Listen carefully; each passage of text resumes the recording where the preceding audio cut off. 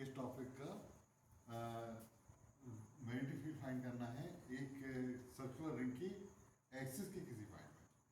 कोई circular ring है, उसकी एक्सिस के किसी पॉइंट पर हमको मैग्नेटिक फील्ड फाइंड करना है। तो इसके लिए अपन क्या करेंगे, बायो-सावर्ट लॉ का यूज करेंगे। देखो एक ही लूप है, राइट। इस लूप में करंट फ्लो हो रही है। इस सर्कुलर लूप को मीन्स इस तरह से रखा है, देखो ऐसे रखा है, ऐसे, राइट। ऐसे करंट फ्लो हो रही है जिसका सेंटर O है और इसके एक्सिस के किसी पॉइंट में हमको मैग्नेटिक फील्ड पता करना है। किसी पॉइंट में ये वो पॉइंट है, सपोज इसकी जो रेडियस है वो A है, A इज रेडियस, राइट। इसकी वजह से करंट फ्लो की वजह से P पॉइंट में मैग्नेटिक फील्ड को हमको फाइंड करना है। इसके लिए इसमें एक करंट एलिमेंट लेंगे, छोटा सा पार्ट लेंगे इसके, उसको बोलते हैं करंट एलिमेंट। ये अपन ने लिया है, ऐसी करंट फ्लो जो अपन ने इस तरह से लिया है। और जो ऑब्जर्वेशन पॉइंट है वो P है, उसमें R वेक्टर बना दिया, राइट। तो DL का वेक्टर ऐसा है, R का ऐसा है, राइट। इनकी इसका एंगल 90 है। 3D में इमेजिंग करना पड़ेगा, ऐसे यूं है ना, ऐसे। तो जो DL वो यूं है, राइट। और R ऐसा है, बट ऐसा एक्चुअल में। तो DL का दिशा ये है, R का ये है, इनके बीच का एंगल 90 है। और जो इसमें परपेंडिकुलर DB वेक्टर होगा वो ऐसा वर्टिकल होगा, लेकिन थोड़ा टिल्टेड होगा क्योंकि R टिल्टेड है ना। तो DL R इनका रिजल्टेंट इस तरह से ऐसा आएगा। मैग्नेटिक रिजल्टेंट नहीं बोलना चाहिए, मैग्नेटिक फील्ड B जो है इसमें नॉर्मल परपेंडिकुलर होता है, तो थोड़ा टिल्टेड होगा, मीन्स इस तरह से होगा। DB जो वर्टिकल से एक एंगल बनाएगा, राइट, हाई एंगल। तो हमको ऑब्जर्वेशन तो अपना यहाँ पे लेना है, तो DB को हम यहाँ पे बना देंगे। कहाँ पर? यहाँ पर DB जो वर्टिकल से एंगल फाइव आ रहा है। अब ये दूरी सपोज x है और ये फाइव है, तो ये भी फाइव होगा। हम इसको प्रूव करके बता देंगे, ठीक है। अब देखो DB वर्टिकल से फाइव में आ रहा है, तो हम DB के दो पार्ट कर लेंगे, दो कंपोनेंट कर लेंगे। एक कंपोनेंट होगा DB cos फाइव और दूसरा कंपोनेंट होगा DB sin फाइव। तो जो DB cos फाइव है, जैसे इस वाले करंट एलिमेंट का DB cos फाइव ऊपर आया, यहाँ की करंट एलिमेंट का DB नीचे आएगा, DB cos फाइव नीचे आएगा और DB sin फाइव होरिजेंटल आएगा। तो ऐसे जितने भी डायमेट्रिकली जो करंट एलिमेंट है उनका DB cos five component cut जाएगा और DB sin five component add हो जाएगा। मीन्स रिजल्टेंट फील्ड हमको क्या मिलेगा, B is integration of DB sin five.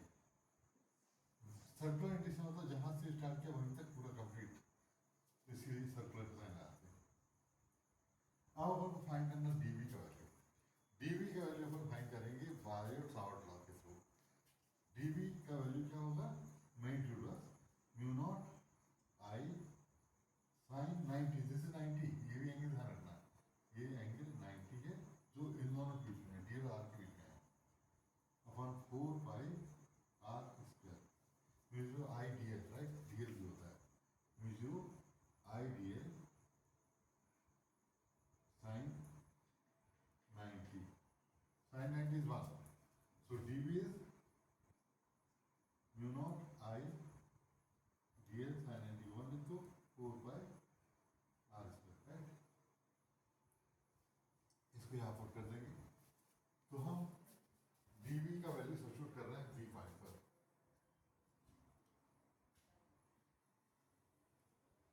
DB equal to mu not I DL 4 pi R square और यहाँ पर साइन फाइव,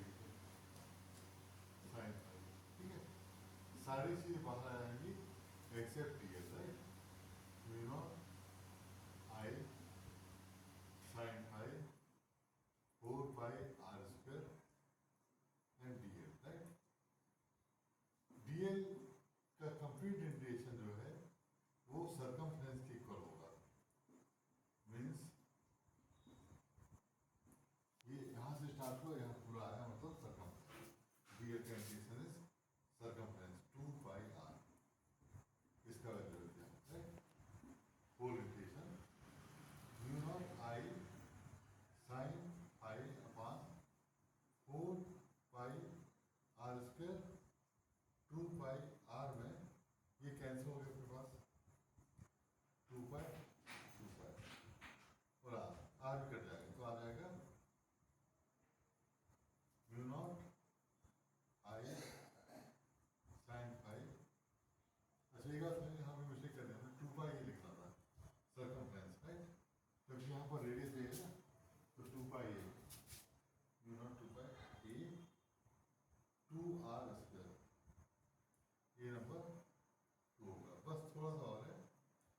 साइन फाई का वैल्यू पुट करना है। साइन फाई इस एंगल से निकालेंगे in triangle O A P, O A P. Sine phi क्या होगा? Perpendicular upon hypotenuse A upon R. ठीक है, ये नंबर 3 है, इसको पुट कर दो 2 है। सब्स्टिट्यूटिंग इन 2, ये डायरेक्शन को देख के प्रैक्टिस करते आना। तो बी आ गया mu not I A by 2 R N, sine by कर दो ए बाय आर। तो कितना हो गया? B is mu not I A square upon 2 R Q.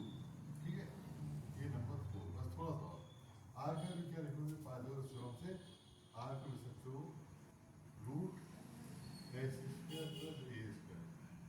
तो यहाँ अपन पुट कर रहे हैं, तो mu not I A square upon 2 root x square plus a square, और ये बन गया अपना final result mu not I A square upon 2 x square plus a square का पावर 3/2। और एन टर्न के लिए 10 टू कर देना इसमें। तो ये है इसका